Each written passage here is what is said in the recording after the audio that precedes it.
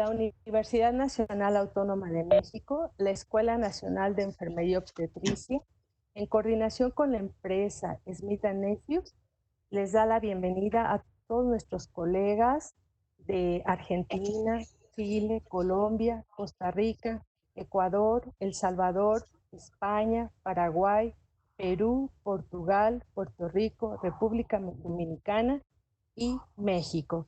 Y estamos en una sesión más de nuestro ciclo Masterclass que hemos denominado Herramientas de apoyo para el cuidado de pacientes con COVID-19.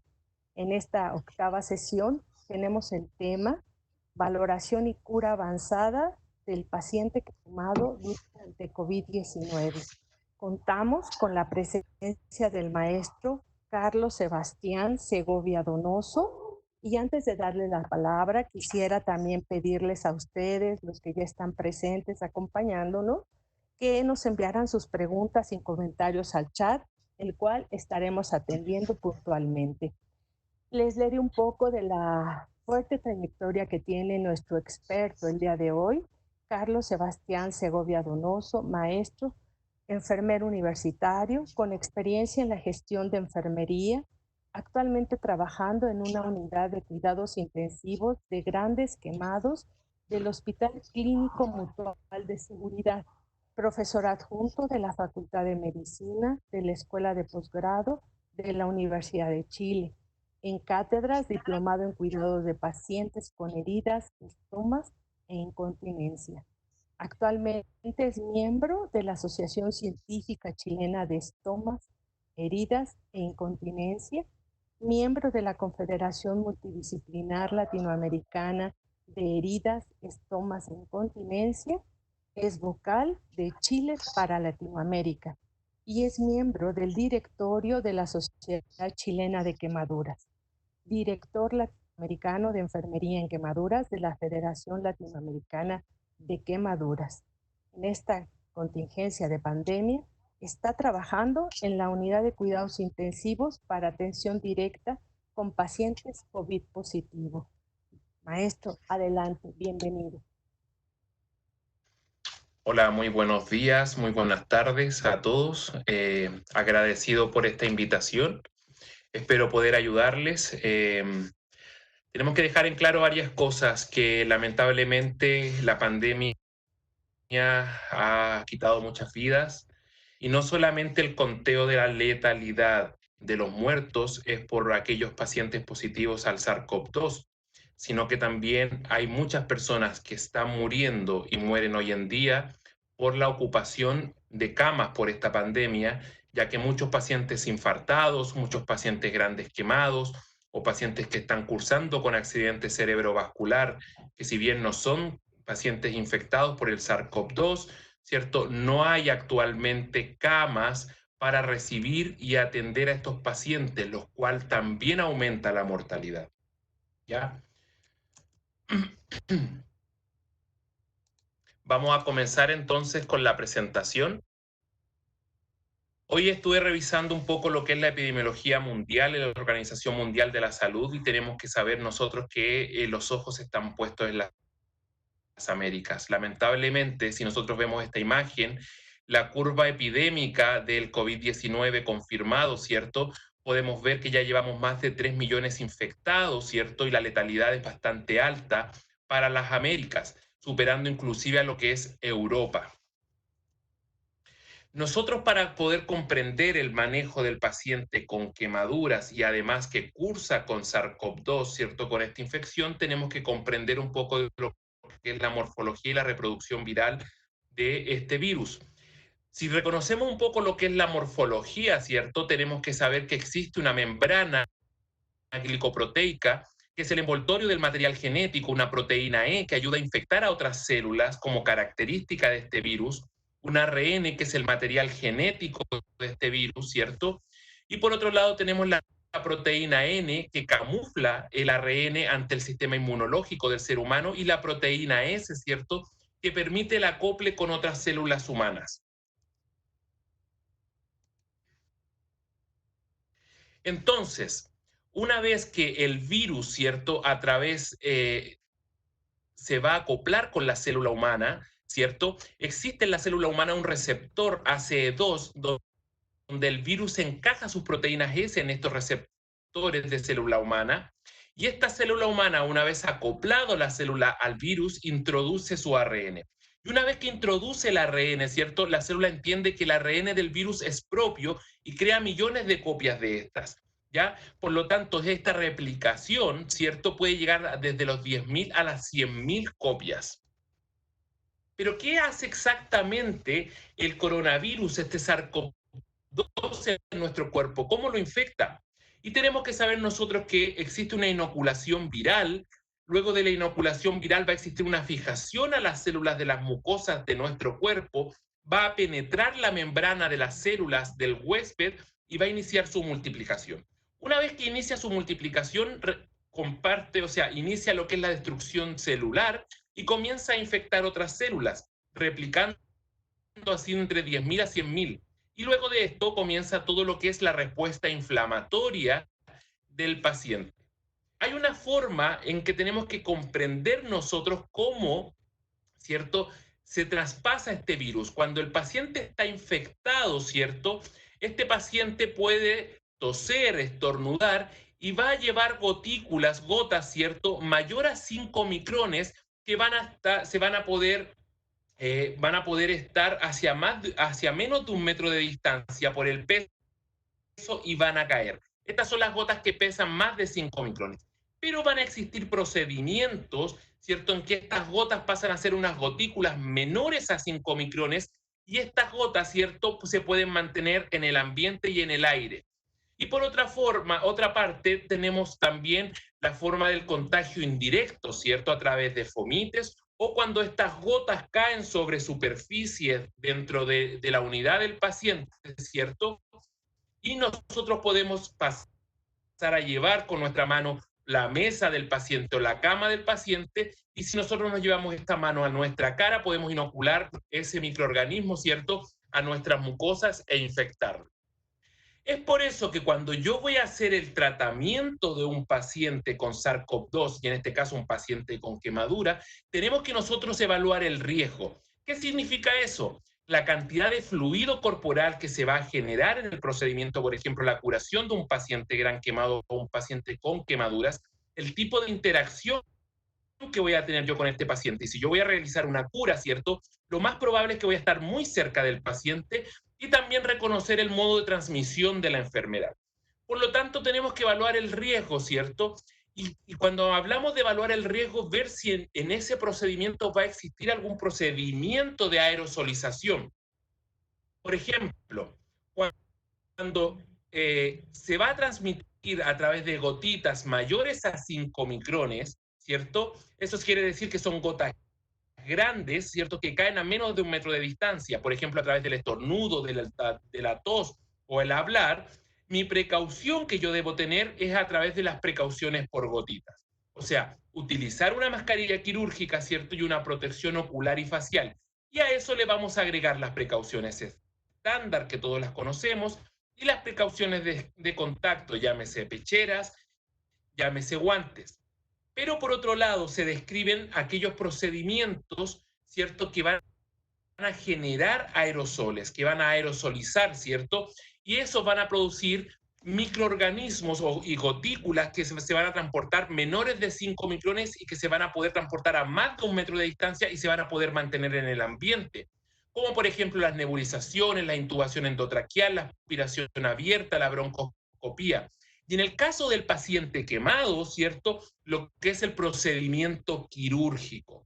Ahí es muy importante. Todo aquel cirujano plástico y todo el equipo quirúrgico, ¿cierto?, los enfermeros, el anestesiólogo, todo lo que van a estar en el proceso quirúrgico de este paciente, tienen que tener precauciones por aerosoles. Llámese la mascarilla N95, la protección ocular y facial, y agregar a eso también las precauciones estándar y las precauciones de contacto. La premisa principal que tenemos que tener en claro es que ningún paciente infectado por SARS-CoV-2 debe someterse con nuestros conocimientos actuales a alguna cirugía electiva o demorable. Por lo tanto, el ideal en estos pacientes en tiempo de pandemia es poder retrasar el proceso quirúrgico. siempre y cuando se pueda, ¿no? La doctora María Dolores Pérez del Casa, en un webinar hace unos días atrás, cierto, que compartimos juntos, ella ofreció este esquema que lo encontré muy práctico, ¿ya? Donde habla de un poco de lo que es la atención del paciente con quemaduras. El ideal, ¿cierto?, es que cada centro que trate pacientes con quemaduras tenga su protocolo. Y aquí tenemos un ejemplo, por ejemplo, realizar un cuestionario donde se hable de sospecha o de no sospecha y tener precauciones. Por ejemplo, en el caso del paciente, el lavado de mano y la mascarilla por parte del paciente. Y el personal sanitario, obviamente, todo lo que es la mascarilla, las gafas y la protección facial. ¿Ya? Y si este paciente requiere de cura en sala de urgencias o unidad de quemados, si el paciente requiere una resolución quirúrgica, ¿cierto? Se le tiene que realizar la cura y analgesia y una pauta de tratamiento preoperatorio y el consentimiento informado y el seguimiento en consulta externa de quemados. A todos los pacientes quirúrgicos se le deberá realizar la PCR previa 24-48 horas antes de la cirugía. ¿Por qué? Porque es la forma de tener, ¿cierto?, un procedimiento quirúrgico seguro para el paciente y para el personal. Y si este paciente no requiere un proceso quirúrgico, ¿cierto?, se le va a realizar la cura y analgesia, se va a realizar la pauta de tratamiento y este paciente se va a derivar a una atención primaria. Porque el objetivo que tenemos que tener nosotros, que este paciente, si bien no está contaminado o no está infectado con SARS-CoV-2, la idea es no exponerlo. Recordar que una de las características de la fisiopatología del paciente quemado es que este cursa con una inmunosupresión. Por lo tanto, tenemos que tener elementos de protección personal, ¿cierto?, para tratar a estos pacientes, ¿ya? Las caretas, las gafas, la mascarilla, ¿cierto?, en el caso que sea un procedimiento quirúrgico, la mascarilla N95, porque el procedimiento quirúrgico está considerado como un procedimiento que genera aerosol, los guantes, ¿cierto?, y la bata de aislamiento. Y sobre esto va a ir todo lo que es la bata estéril, ¿cierto?, para el procedimiento quirúrgico. Y un elemento de protección personal alternativo, ¿cierto?, y también aceptable es la mascarilla quirúrgica, siempre y cuando se vaya a realizar un procedimiento que no va a generar aerosol. Entonces, en los pacientes ingresados con COVID, ¿cierto?, y que estén con quemaduras, siempre realizar la PCR 24-48 horas previas, realizar procedimientos quirúrgicos seguros y rápidos, ¿ya?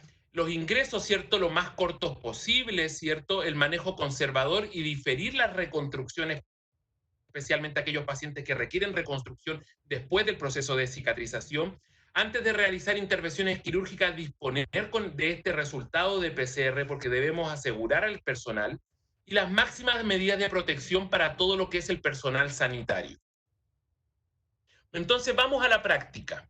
Tenemos que saber nosotros que existe un proceso de valoración general del paciente que sufre quemaduras.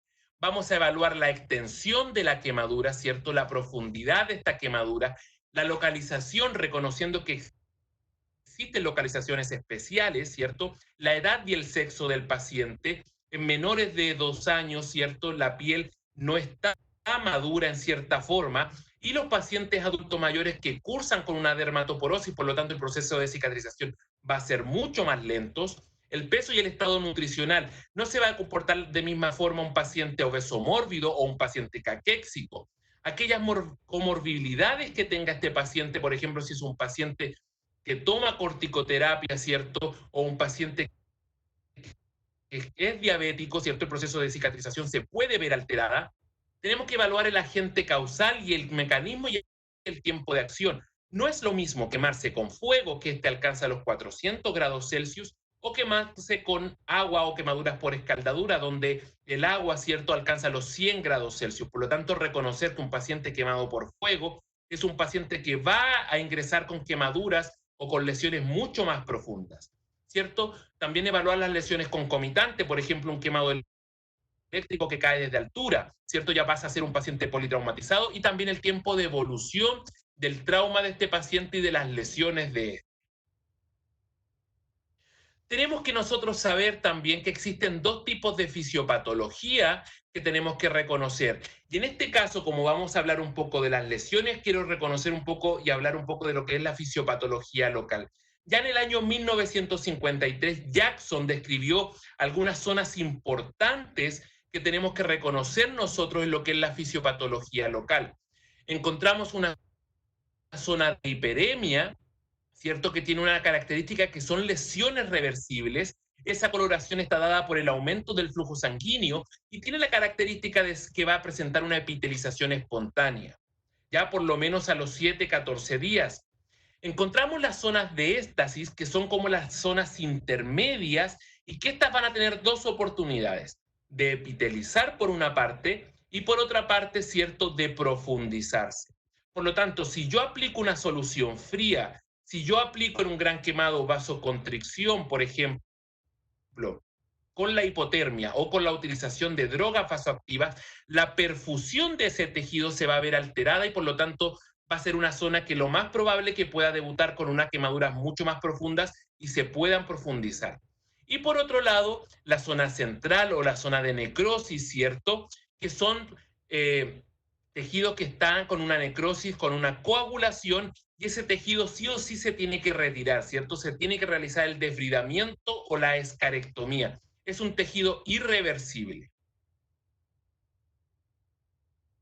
Para valorar la superficie, ya todos lo conocemos, la regla de los 9, la regla de Bayá, ¿cierto? Donde se divide el paciente con regiones anatómicas múltiples de 9 para el paciente adulto, donde la cabeza es el 9%, el tórax anterior es un 9%, el tórax posterior es otro 9%, por lo tanto el tórax completo es un 18%, la zona abdominal también un 9%, la zona lumbar un 9% más, ¿cierto? La cara anterior de las extremidades superiores un 4,5 y la cara posterior otro 4,5, donde hace un 9%, los genitales considerados, ¿cierto?, como un 1%, y la cara anterior de la extremidad inferior, ¿cierto?, un 9%, y la cara posterior de la extremidad inferior otro 9%. Por lo tanto, desde la cresta ilíaca hasta la planta de los pies, la extremidad completa es un 18% de quemadura.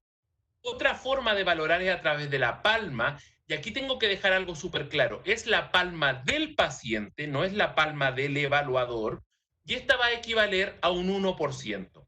Por lo tanto, yo calculo más o menos, lo que yo hago en la práctica clínica es marcar la palma del paciente en una hoja, ¿cierto?, en algo, y voy calculando cuánta superficie está quemada de este paciente. Ahora, es útil en quemaduras pequeñas menores al 15%, o también en pacientes grandes quemados mayor al 85%, donde lo que vamos a hacer es calcular las zonas que no están quemadas y vamos a restarle, ¿cierto?, aquellas quemaduras a aquellas zonas quemadas. Otra forma de evaluar la superficie a través de la plantilla del Unibrowser, ¿cierto?, que está separada por áreas, ¿cierto?, por la edad, y que es mucho más específica en la población pediátrica y nos puede dar el porcentaje de quemadura, ¿cierto?, dependiendo de las zonas que están quemadas, y también se puede utilizar en adultos. Existen distintas formas. Luego de haber explicado un poco la valoración de la extensión, vamos a hablar un poco de lo que es la profundidad. Existen distintas clasificaciones, están las del doctor Fortunato Benaim, la de Conver Smith, la de la ABA, ¿cierto?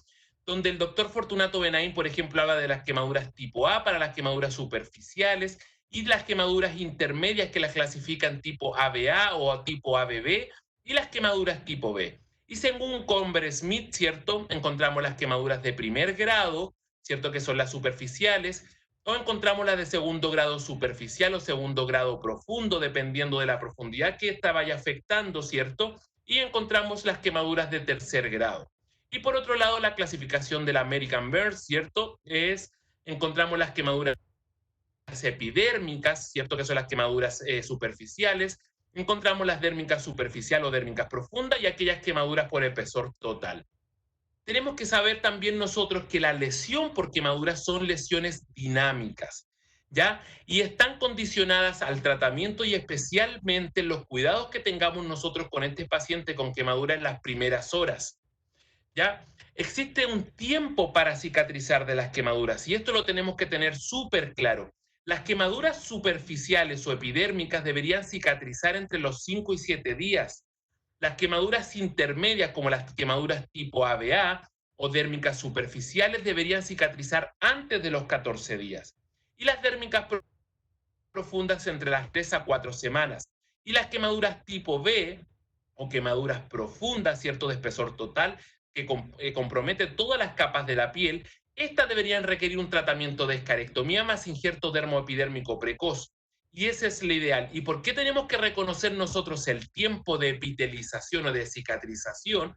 Porque mientras más tiempo nosotros tengamos en un proceso de curación a un paciente sin signos de cicatrización, hay más riesgo de que esté presente cicatrización hipertrófica. Por lo tanto, si yo enfermero estoy tratando a un paciente con una quemadura y ya después de los 14 días no hay signos de epitelización, este paciente tiene que ser derivado al profesional correspondiente, que en este caso es un cirujano plástico, para que realice el procedimiento correspondiente.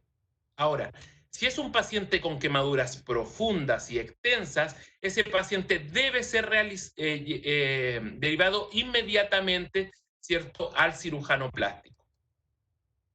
Entonces, la típica pregunta, ¿se desbridan o no se desbridan las flictenas? Y estas sí se deben desbridar, ¿ya? ¿Y por qué se desbridan? Porque nos van a permitir evaluar el lecho de la quemadura, porque si yo dejo esta flictena, lo más probable es que yo pueda encubrir una quemadura profunda. Además, tenemos que saber que este líquido que tiene las flictenas tiene un componente, un fluido, un componente tromboxano beta 2, ¿cierto? Que es un fuerte vasoconstrictor y nos puede llevar a profundizar también las quemaduras. ¿Ya? Y por otro lado, la piel de la flictena está muerta, es un tejido no viable y debe eliminarse ya que es un foco potencial, ¿cierto?, para la infección. El objetivo del apósito que nosotros vamos a colocar sobre la quemadura, ¿cierto?, tiene que estar en contacto con el lecho de la lesión. Por lo tanto, si nosotros dejamos este tejido, esta flictena, el apósito no va a realizar el trabajo que tiene que realizar sobre la lesión, ¿ya? Y por otra parte, tenemos que reconocer que las flictenas intactas son dolorosas, reducen el movimiento, lo que a su vez aumenta también el edema. Cuando no vamos a debridar las flictenas y las vamos a dejar intactas, las flictenas se deben dejar intactas siempre y cuando la víctima, ¿cierto?, el paciente esté de 24 a 48 horas alejados de la atención médica. Por lo tanto, si un paciente, y que se da mucho en Latinoamérica, está en la selva, está en la montaña, y se va a demorar 24 a 48 horas de recibir la primera atención, vamos a dejar las flictenas. Solamente en esos casos. ¿Cómo desbridar? Primero vamos a lavar la superficie de la flictena y el lavado va a ser suave y una característica es no ofrecer presión al momento de realizar el lavado sobre las flictenas. ¿Y por qué realizamos el lavado? El lavado lo vamos a realizar para evitar la inoculación de microorganismos que estén en la superficie hacia el lecho de la quemadura. ¿Cómo lo vamos a realizar? El desbridamiento realizando corte desde los bordes no viables y son levantados.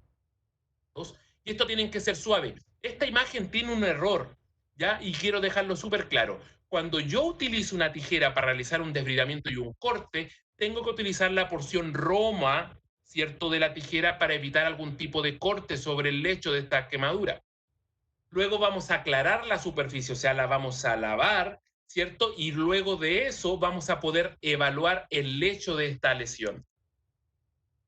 También vamos a observar nosotros y vamos a comprobar si la epidermis se adjunta en zonas de quemaduras epidérmicas. Y para eso yo puedo realizar la técnica del dedo en guante. O sea, me coloco un guante, ¿cierto? Y voy a ofrecer presión y voy a rotar sobre la lesión y voy a fijarme si realmente se desprende la epidermis de la dermis. ¿Por qué? Porque muchas veces este tejido, ¿cierto?, se observa como si no se desprendiera y si podríamos estar pensando que es una quemadura superficial, cuando en realidad lo que estamos, al momento de retirar la epidermis, lo que estamos viendo es una quemadura profunda. Por lo tanto, se debe retirar, ¿cierto?, la epidermis de la dermis.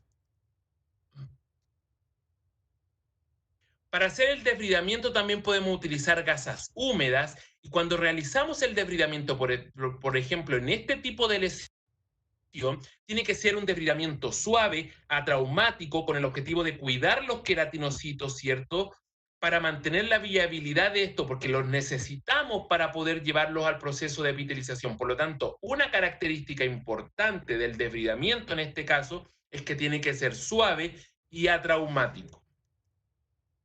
Vamos luego a evaluar la perfusión del lecho de la quemadura, si esta lesión blanquea o no blanquea. ¿Qué significa eso? Vamos a ofrecer presión sobre la quemadura. Y si esa quemadura blanquea y al retirar el dedo se retorna, ¿cierto?, a un color eritematoso, significa que es una lesión blanqueable y es un tejido que perfunde, o sea, es un tejido viable que tenemos que cuidar. En este caso, una quemadura intermedia. Pero si yo mantengo esa lesión con una cobertura húmeda, extremadamente húmeda, no mantengo una humedad fisiológica, realizo trauma o curación diariamente, ¿cierto? Lo más probable que ese tejido que blanqueaba y que perfundía se pueda tornar a una quemadura tipo B o una quemadura profunda. Por lo tanto, la coloración, si bien nos va a indicar qué tipo de quemadura puede ser, pero tenemos que tener en claro nosotros que van a existir muchas veces quemaduras, si bien esta es una quemadura ABB, ¿cierto? Donde vemos que está blanqueado el lecho, pero también podemos encontrar quemaduras con un tipo de coloración como rojiza, ¿cierto? Y esa quemadura tiene la misma profundidad que esa, solamente que la coloración está distinta porque esta coloración está causada por la extravasación de los glóbulos rojos. ¿Ya? El lavado. El lavado suave es el componente más importante de la higiene de la quemadura. No está claro si lavar con antisépticos o con antimicrobianos sea beneficioso, y eso lo dice la guía CIVI, y hay que dejarlo claro. Lavar la herida es el primer paso en la prevención de la infección y la curación. Y el lavado mecánico mediante irrigación se correlaciona significativamente con una reducción del recuento bacteriano en la lesión y además que va a favorecer, ¿cierto?, una curación óptima.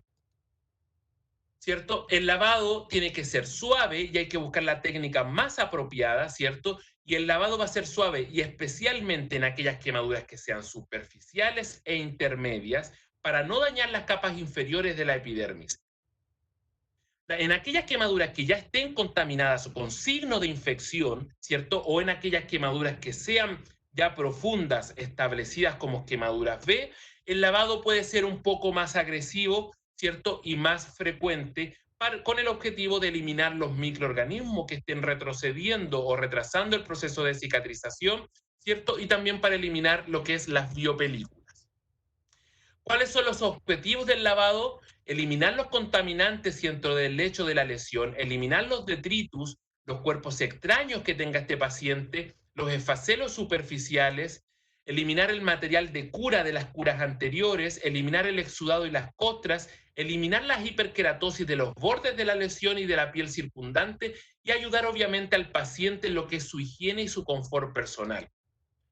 ¿Qué solución vamos a utilizar? No está claro, como les decía anteriormente, si lavar con antiséptico o antimicrobiano sea beneficioso. Podemos utilizar agua de grifo o solución salina o solución de Ringer lactato, ¿ya? Pero cuando hablamos del agua de grifo, tenemos que tener en claro nosotros que el agua de grifo va a estar condicionada a la característica microbiológica del agua potable de cada país y de cada región, ¿ya? En este estudio que nosotros podemos ver acá, podemos observar que no hubo mayor diferencia, ¿cierto?, entre la utilización de agua de grifo para limpiar las heridas, ¿cierto?, o la solución cristaloide. Por lo tanto, sí se puede utilizar agua de grifo para lavar la superficie de las quemaduras. Va a ser muy distinto, ¿cierto?, si tengo tejido óseo expuesto o si tengo algún tejido noble expuesto. Ahí ya no se sugiere la utilización de agua de grifo por las características de este. La irrigación es la técnica ideal para el lavado de las lesiones y la presión que voy a otorgar nosotros con la presión que voy a otorgar para la irrigación va a depender del lecho que yo voy a estar evaluando. Por lo tanto, si es un lecho viable, una quemadura intermedia y superficial, la irrigación tiene que ser menor a 8 psi y esa presión la da una jeringa, ¿cierto?, con una aguja, ¿ya? Para remover, ¿cierto?, y evitar remover los microorganismos y para evitar también realizar daño sobre los tejidos que se están neoformando, ¿ya? Ahora, si la lesión está altamente contaminada, ¿cierto? O es una lesión profunda, yo puedo realizar la irrigación con alta presión, o sea, mayor a 8 psi. Por lo tanto, el factor importante en el lavado no es el tipo de agente, sino el método de aplicación de esta irrigación. La cobertura. ¿Qué cobertura voy a utilizar yo para proteger esta quemadura y llevarla a la epitelización? Los criterios de selección de cobertura de vendaje son la profundidad de la quemadura, la cantidad de exudado que está presente, la localización, la extensión, la causa, ¿cierto?, de la lesión, el costo, la comodidad del dolor del paciente y también el impacto en la funcionalidad de la movilidad del paciente. Y los objetivos que nosotros vamos a buscar con esta cobertura es cerrar la puerta de entrada, reducir las pérdidas hídricas y electrolíticas, y esto está dado también especialmente en los pacientes grandes quemados, limitar la hipotermia, preparar el lecho receptor para la epitelización y obviamente proteger a aquellos queratinocitos que sean viables.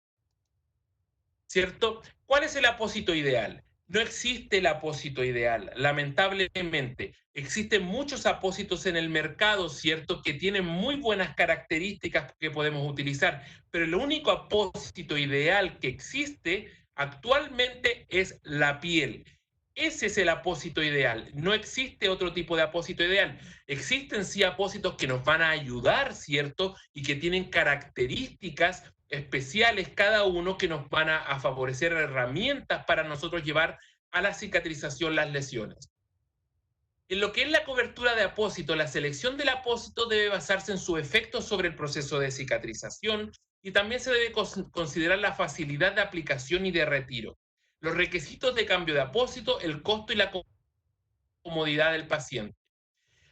Hay actualmente, ¿cierto?, muchas clasificaciones de los apósitos. Hay clasificaciones según su composición, ¿cierto?, según su presentación y según su acción. Aquí encontramos unas imágenes de todos los tipos de clasificaciones que existen actualmente en lo que es los apósitos y que están dados para el proceso de cicatrización. ¿A qué los invito yo? Podemos realizar nosotros, según la fisiopatología local, ¿cierto?, este esquema que lo creé para abordar, ¿cierto?, los distintos tipos de lesiones, como por ejemplo, si nosotros tenemos una lesión que es, según Jackson, es una lesión de hiperemia, ¿cierto?, una lesión superficial, lo que nosotros vamos a hacer es lubricar esa lesión y la vamos a proteger. Y la vamos a proteger especialmente la población pediátrica, por ejemplo, una quemadura de sol. Necesita lubricación y vamos a protegerlo. ¿Y por qué en la población pediátrica? Porque el prurito que presentan muchas veces, los niños tienden a rascarse, ¿cierto? Y se pueden producir algún tipo de lesión. En aquellas quemaduras que sean intermedias como esta, ¿cierto?, ¿ya? Lo que vamos a hacer nosotros es evitar la profundización de la lesión, o sea, con técnicas atraumáticas, y vamos a promover la epitelización. Y también, si contamos obviamente con esfacelos superficiales, lo que vamos a hacer nosotros es realizar un tipo de debridamiento que tenga características atraumáticas. Y en las quemaduras que son profundas, según Jackson, ¿cierto?, lo que vamos a hacer ahí obviamente es el desbridamiento, utilizar todos aquellos componentes que tengamos para realizar o desbridamiento autolítico o desbridamiento enzimático o con el procedimiento quirúrgico por el profesional correspondiente, que en este caso sería la escarectomía. Otra forma nosotros de elegir, es cierto, las coberturas que podemos utilizar con nuestros pacientes, esta herramienta que es el Time, ¿cierto? Y ya que actualmente se habla del timers, podemos utilizarlo como un marco práctico para la valoración de la lesión, y es una herramienta que nos puede ayudar a valorar y al tratar al paciente con quemaduras. Me van a decir ustedes, sí, el Time fue creado para las heridas crónicas. Totalmente de acuerdo. Pero yo considero, ¿cierto?, que para alguien que no es experto en la materia, puede utilizar este tipo de esquema para poder guiar la valoración, ¿cierto? Y para poder guiar la cobertura. ¿Por qué? Porque me ayuda a valorar el tejido que tiene el paciente, la lesión que tiene el paciente, observar si el paciente tiene signos de inflamación o de infección, puedo valorar el exudado y puedo también valorar los bordes y la estimulación de estos. El balance de la humedad es muy importante en el tratamiento de las quemaduras. ¿Por qué? Porque si nosotros mantenemos una lesión con el déficit de humedad, ¿cierto? ¿Qué va a pasar? Va a inhibir la actividad celular y la migración de células epidérmicas y va a limitar la regeneración y va a permitir también la formación de escaras. Y por otro lado, el exceso genera daño al piel circundante, ¿cierto? Va a macerar la lesión y mientras más humedad yo le coloque al paciente, lo más probable es que esta lesión se pueda macerar y se pueda profundizar. Y además, el exceso de humedad también promueve a la formación de lo que son las biopelículas. Entonces, los objetivos generales de cualquier propósito para las heridas o quemaduras, independientemente del tamaño y la profundidad, debe incluir prevenir la infección, promover la curación en ambiente húmedo, evitar la evolución a una quemadura más profunda, reducir el dolor del paciente, permitir el movimiento y la función y ayudar a disminuir, obviamente, el edema. Si nosotros encontramos o nos presentan un paciente con una lesión que tiene muchas profundidades o distintos tipos de profundidades, ¿cierto? Nuestra cobertura tenemos que guiarnos por el lecho más viable, ¿ya? Por ejemplo, acá, en este caso, si yo esta lesión que es intermedia, pero tiene algunas zonas un poco más profundas, tengo que guiar la cobertura como si fuera una lesión un poco más superficial. Porque si yo tratara esta lesión todo como profundo, lo que voy a hacer, por ejemplo, si aplico algún tipo de algún agente para hacer un desbridamiento, ¿cierto? Enzimático o autolítico, lo que puedo hacer en este caso, ¿cierto? Es macerar la lesión y aquellas zonas que eran viables las voy a profundizar. Por lo tanto, cuando ustedes se encuentren con distintas profundidades, su cobertura la tienen que guiar por el lecho más viable. Reconozcamos y siempre tengamos claro que la lesión de las quemaduras son lesiones dinámicas. Ya por lo tanto se recomienda la revaloración y cambio de apósito cada 48 horas, ¿cierto? Cuando no tenemos claro la profundidad. Y el uso de apósitos antimicrobianos han demostrado reducir la infección de estas lesiones. ¿Qué podemos utilizar? Podemos utilizar apósitos de interfase como los tules, ¿cierto? Que son apósitos simples, no adherentes de punto de tul y de gasa. Y obviamente en la práctica clínica muchas veces estos, si bien tienen como la característica de ser atraumáticos, muchas veces se pueden adherir a la lesión. Por lo tanto, ¿qué podemos hacer con este tipo de apósitos? Es colocarlos en doble capa, ¿ya? Para mantener una humedad un poco más fisiológica y evitar que estos se adhieran, ¿cierto?, al lecho de la lesión. Podemos utilizar apósitos de nylon recubiertos de silicona que también tienen la característica de ser atraumáticos y además son fenestrados que nos permiten la salida, ¿cierto?, del exudado extra y retiene el exudado, especialmente en aquellas quemaduras en etapa aguda, el exudado que tiene células que nos van a ayudar a nosotros a la regeneración del tejido. Podemos también utilizar un sustituto biosintético cutáneo como el BioBrain, ¿cierto? Que se adhiere a la dermis, que facilita la recuperación de la función estructural y biológica de la piel, ¿cierto? Permite también la unión específica de la fibrina de la superficie de la lesión con la superficie del colágeno del apósito, ¿ya? Por lo tanto, nos ayuda a regular la permeabilidad, previene la desecación de la lesión, por lo tanto, nos ayuda también a mantener una humedad fisiológica, previene la acumulación excesiva del exudado, por lo tanto evita la maceración y que ésta se profundice y aumenta obviamente la tasa de epitelización. Ahí tenemos un ejemplo, ¿cierto?, de la utilización de BioBrain, ¿cierto?, de este sustituto, donde podemos observar muy buenos signos de epitelización y además el proceso de cicatrización es muy correcto, ¿cierto?, y mantiene la funcionalidad, especialmente de lo que son las manos. Podemos utilizar también apósitos de poliuretano, ¿cierto? Que son láminas transparentes recubiertas con adhesivo y se aplican directamente sobre la lesión. Lo importante nosotros al aplicar este tipo de apósito, que tenga la característica que el exudado no sea aumentado, ¿ya? Por lo tanto, si nosotros tenemos este tipo de apósito, nos va a ayudar, ¿cierto?, a aislar la lesión, ¿cierto? Y se debe utilizar en aquellas quemaduras que tengan exudado disminuido, ¿cierto? Y además que sean quemaduras pequeñas. Por lo tanto, lo importante, ¿cierto?, es realizar una cobertura atraumática, ¿ya? con mallas de contacto siliconadas se pueden utilizar y también se puede utilizar apósitos de polietileno y esta sustancia evita que el vendaje se adhiera a la lesión, el vendaje secundario, y eso es lo que estamos buscando, lo más importante, para que después el retiro de esta sea atraumático y así evitamos el trauma repetitivo, porque mientras más trauma nosotros produzcamos sobre la lesión, hay mayor riesgo, ¿cierto?, que se profundice esta quemadura. Podemos utilizar para el desbridamiento los hidrogeles, ¿cierto? Que son apósitos interactivos hidrofílicos con muy alto contenido de agua. Y este tipo de hidrogeles nos pueden ayudar nosotros a desbridar, ¿cierto? De una forma autolítica, ¿cierto? A través de la humedad de estos, nos puedes ayudar para retirar el tejido que es no viable, ¿cierto? O el tejido esfacelado que es fácil retirar, ¿ya? Promueve el desbridamiento autolítico en heridas con tejido necrótico o desvitalizado. Lo importante, ¿cierto? Cuando nosotros aplicamos algún tipo de hidrogel, es aplicar sobre este una interfase. ¿Qué les recomiendo yo en lo que es la aplicación de la interfase, ¿cierto? Es aplicarla en doble capa para evitar que la cobertura terciaria, en este caso una gasa o una venda, absorba el hidrogel. Por lo tanto, esta interfase nos ayuda y nos permite mantener el hidrogel sobre el lecho para que éste pueda actuar sobre este. ¿Ya? Y también tenemos nosotros las coberturas tradicionales, que son estas vendas gasas que nos ayudan a proteger, ¿cierto?, a la lesión que tiene este paciente.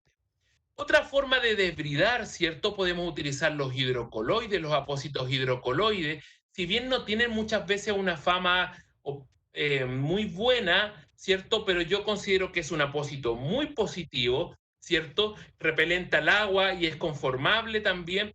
¿Qué es lo importante? Cuando nosotros vamos a realizar un desbridamiento autolítico con un apósito hidrocoloide, lo importante es que la lesión no debe estar infectada y la humedad, ¿cierto? No tiene que ser tampoco muy elevada, ¿ya? Pero son apósitos y estos apósitos hidrocoloides, ¿cierto? Nos va a permitir, ¿cierto?, que poder realizar un ambiente húmedo que nos va a ayudar y nos va a permitir en realidad el desbridamiento autolítico de la lesión, ¿ya? También podemos utilizar los alginatos y los alginatos nos van a ayudar a nosotros a gestionar la humedad. En aquellas lesiones que nosotros tengamos, por ejemplo, superficiales o que estén, o aquellas lesiones que presenten un sangramiento en napa, ¿cierto? Podemos utilizar los alginatos de calcio que tienen la característica, ¿cierto?, de ser hemostáticos. Y también cuando tengamos aquellas lesiones que se están hipergranulando por la falta de gestión de la humedad o por la hiperhidrosis de la lesión, podemos utilizar este tipo de alginato. En la práctica clínica, lo bueno, o sea, lo que no juega mucho a favor es que este tipo de apósito se puede adherir al lecho. Pero ¿qué podemos hacer nosotros, cierto? Si aplicamos el alginato directo, se puede unir al lecho. Pero lo que podemos hacer nosotros es la aplicación de técnica en red.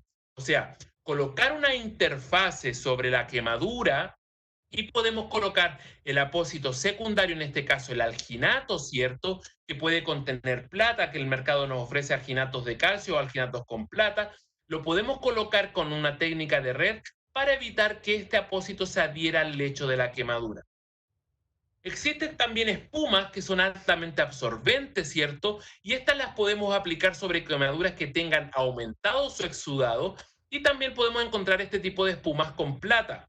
Absorbe el exudado de manera adecuada, previene sobre la sobregranulación y la maceración de las lesiones y reduce el cambio de apósito por el exceso de humedad. Por lo tanto, al gestionar la humedad, evitamos estar retirando continuamente este tipo de apósitos, ¿ya? Hay un continuum de las infecciones de las heridas y nosotros tenemos que reconocer que las quemaduras y el paciente quemado cuenta con todas las características de infectarse fácilmente. Hoy en día la ciencia nos tiene, ¿cierto? Tenemos actualmente consensos de los cuales nosotros podemos contar. Y nosotros para evitar la infección y tratar la infección o la colonización crítica de las lesiones, tenemos que saber que tenemos que realizar la preparación del lecho de la lesión, y aquí tenemos un documento de posicionamiento, ¿cierto?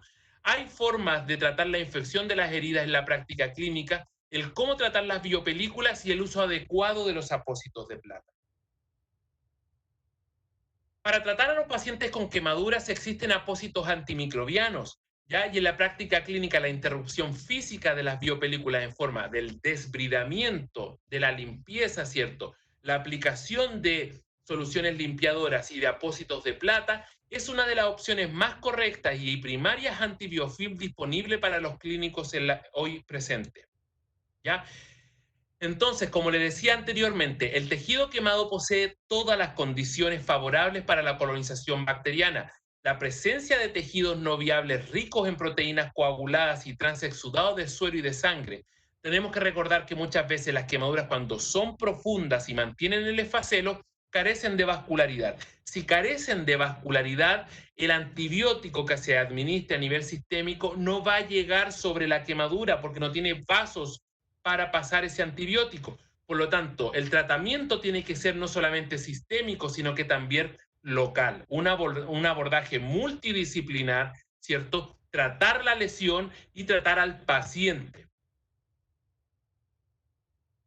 Tenemos que hacer un equilibrio entre la infección y el retraso de la epitelización, y aquí yo quiero dejarlo súper claro, ¿cierto? Se debe aplicar un agente, dicen las guías actuales, un agente antimicrobiano tópico a la mayoría de las heridas por quemaduras, ya que una infección por quemadura puede tener serias consecuencias, incluida la conversión de la herida y una infección invasiva que pueda llevar al paciente a una sepsis de foco cutáneo.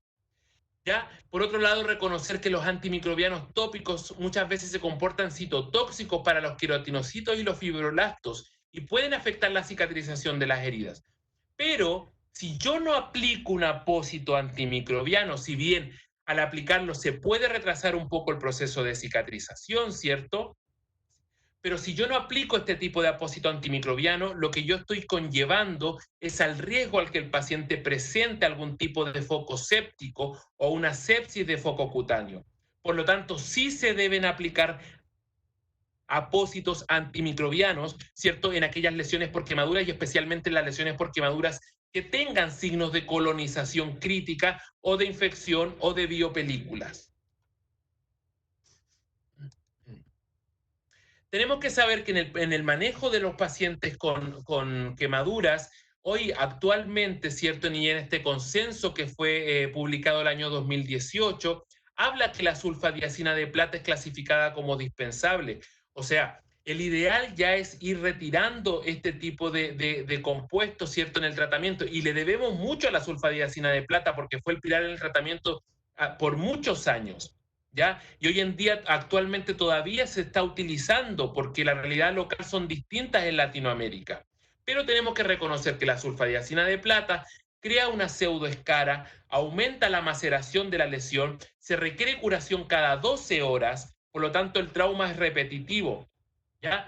Y tenemos que saber también que los componentes con peróxido de hidrógeno están obsoletos para el tratamiento de las lesiones. Hoy en día hablamos de lo que es la resistencia a los antibióticos tópicos como la mupirocina, las sulfas, la neomicina, la bacitracina y la gentamicina. Todos han perdido su significancia como antisépticos en heridas y se debería no utilizar. Se pueden utilizar soluciones limpiadoras y aquí yo les dejé, ¿cierto?, un esquema, ¿cierto?, que sale en uno de los consensos. ¿Qué es lo importante evaluar al momento de elegir nosotros una solución limpiadora? Es la citotoxicidad de estos. Por lo tanto, ¿qué es lo que buscamos nosotros con esto? Es reequilibrar el entorno de quemadura, mantener un entorno húmedo de la lesión, reducir la carga bacteriana y también disminuir las actividades de todo lo que son las proteasas y radicales libres. Con esto vamos a realizar un manejo óptimo de la quemadura para llevar a una estimulación, ¿cierto? Y una cicatrización de esta lesión por quemadura. Por lo tanto, tenemos que reconocer que los apósitos antimicrobianos manejan la carga biológica de la herida, reducen el riesgo de infección al minimizar la colonización bacteriana de estas lesiones. Aquí tenemos algunas imágenes de apósitos antimicrobianos, ¿cierto? Que se pueden utilizar con muy buenos resultados, ¿ya? Apósitos de plata, y recordar que los apósitos de plata, las guías nos indican a tratar a los pacientes por lo menos con 2 semanas de apósitos de plata y luego evaluar el resultado, ¿ya? Entonces, una vez que hemos hecho esto, ¿qué tal lo hicimos? ¿Cómo lo evaluamos nosotros como profesionales de la salud? Por ejemplo, viendo que en el proceso de coagulación evito que los apósitos se adhieran al coágulo, Humedezco abundantemente para evitar arrancar la costra, coágulo seco o tejido nuevo. Evito retrasar el ciclo con sangrado constante, o sea, con trauma repetitivo.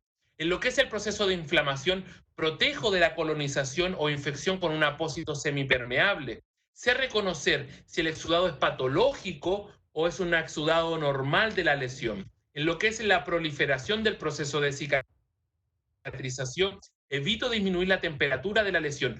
Recordar que las soluciones con las que yo lavo a mi paciente, ¿cierto? Tienen que estar a una temperatura adecuada, porque lo que si yo aplico una solución fría, lo que voy a hacer, ¿cierto? Es dejar como estancado a las células, como congeladas, y por lo tanto lo que voy a hacer ahí es evitar que se siga proliferando estas células para llevarla a la epitelización.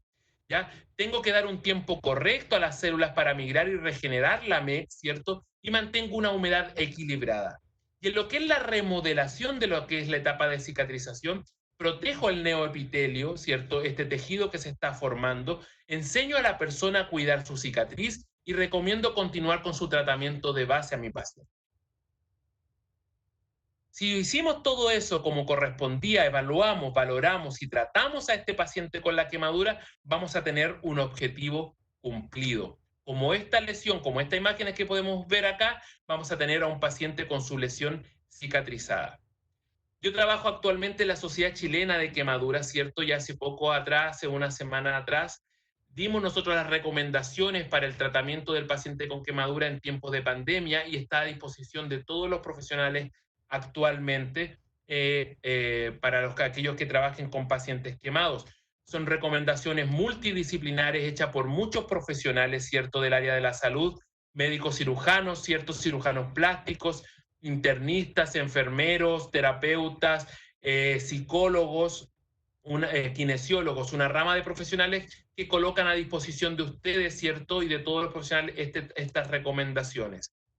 Siempre lo he dicho, soy orgulloso de ser enfermero, ¿cierto? Y aquellos que trabajamos con pacientes quemados nos consideramos como una especialidad dentro de los profesionales de enfermería. Muchas gracias.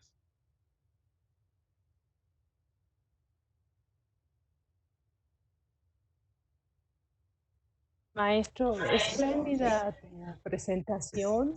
Realmente en el chat el comentario es que el tema por demás interesante en todos los sentidos, brindándonos tus experiencias, compartiéndonos el avance en el conocimiento que hay sobre el cuidado al paciente quemado. Hay algunas preguntas, la mayoría de las que pudimos captar en el chat, fuiste tú dando respuesta de manera muy puntual. Entonces, hay otras como estas que quisiéramos poner a tu consideración para tu opinión. Dice, ¿qué tanto influye el estrés oxidativo por quemadura en el proceso de cicatrización y qué manejo adyuvante recomienda para controlarlo? Bueno, en lo que es el estrés oxidativo siempre va a estar en contra del proceso de cicatrización. ¿Qué les recomiendo yo en este caso? Existen actualmente en el mercado algunos apósitos que nos pueden ayudar en lo que es el estrés oxidativo. ¿Ya? Existen, por ejemplo, los apósitos antioxidantes para las heridas que se pueden utilizar actualmente. Pero si yo no trato el estrés oxidativo, ¿cierto? Y los radicales libres en las lesiones, obviamente se va a ver alterado el proceso de cicatrización. Ok. Bien, otra pregunta dice, ¿qué probabilidad existe de que el exudado de las fliquetenas tenga o esté contaminado de SARS-CoV-2? Bueno, esa pregunta la han hecho bastante, se han hecho bastantes veces en realidad en este tipo de webinars de quemados. No existe actualmente ningún tipo de estudio, ¿cierto?, que indique que el virus se encuentra en la superficie de la quemadura o de la lesión.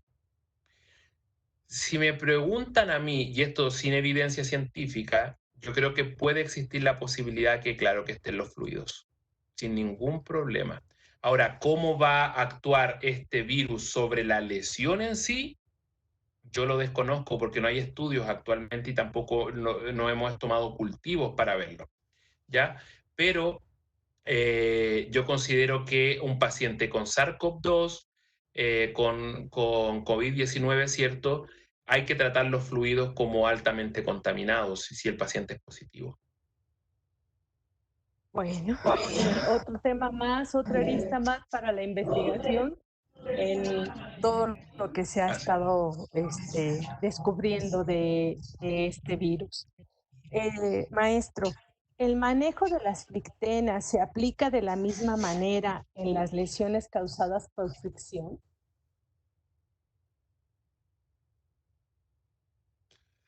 Por fricción, por lesiones por abrasión. Así es. Sí, claro, la abrasión o la fricción es un tipo de quemadura, se comporta como un tipo de quemadura, por lo tanto sí deberíamos retirar las flictenas para evaluar el hecho de la lesión. Eso hay que dejarlo súper claro. Algunos perforan las flictenas, las drenan, pero tenemos que pensar nosotros que si yo perforo la flictena y no evalúo el lecho, ¿cierto? Puedo estar enmascarando una quemadura profunda o una lesión que esté profunda, ¿ya? Eh, la, la, la, Al producirse la flictena, ¿cierto? Y este tejido, como el techo de la flictena, pierde la impermeabilidad. Por lo tanto, es un tejido permeable. Por lo tanto, en ese caso, hay que retirarla porque lo que estoy haciendo yo, porque muchos dicen, vamos a dejarlo como, como el tejido, como una cobertura biológica. Pero lamentablemente, ese tipo de tejido no tiene las características y nos puede llevar a que se pueda colonizar la lesión. Ok. Y una última. ¿Algún apósito especial ha generado dolor en el momento de aplicarlo?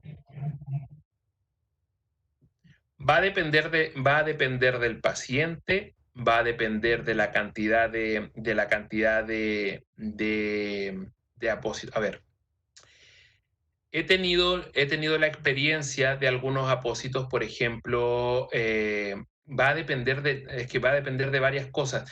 Yo trato de no, de que cada clínico tenga su propia experiencia clínica, valga la redundancia, ¿cierto? Pero yo no puedo decirle con tal apósito le produce dolor al paciente o no, porque va a depender del paciente, porque he aplicado algún tipo de apósito o algún tipo de solución limpiadora, ¿cierto? En que el paciente refiere ardor, pero en otros pacientes no me ha referido. Por lo tanto, va a depender mucho del paciente, ¿ya? Y de las características del apósito, ¿ya? Por ejemplo, si mal aplico un apósito de miel, por ejemplo, ¿ya? La cantidad que tiene que ir en un tejido que está epitelizando, si yo lo mal aplico por el pH que tiene la piel, la miel, puede que el paciente me pueda referir un poco de ardor, pero en otros pacientes no me han referido ardor. Por lo tanto, va a depender mucho de la técnica y del paciente. Desde luego. Y lo que ha sido mucho tu énfasis respecto de la valoración, ¿verdad? Pues este es por parte de las preguntas lo que tenemos. Maestra Zárate, si que tienes algún comentario, por favor, si estás por allí. Muchísimas gracias, doctor Carlos Segovia Reynoso. Me parece que estos dos temas nos han permitido reconocer y conocer la complejidad que tiene el cuidado a la salud, el cuidado de la salud y de las personas que pierden su salud, y sobre todo en dos situaciones altamente complejas. Una, que por sí misma es la quemadura. Un paciente con quemaduras es un paciente en algunos momentos muy grave y que está en juego su vida. Y también pone en juego muchos de los elementos teóricos, metodológicos, conceptuales, habilidades de diferente tipo, técnicas cognitivas, pero también pone en juego aspectos relacionados con esta intuición, ingenio y capacidad que tenemos los profesionales de la salud y de la enfermería para comunicarse y para atenuar en muchos momentos el dolor de las personas. Creo que pusiste en la mesa dos temas de gran importancia, que es la gravedad de una quemadura y de un paciente con quemadura y varios elementos para poderlo ayudar.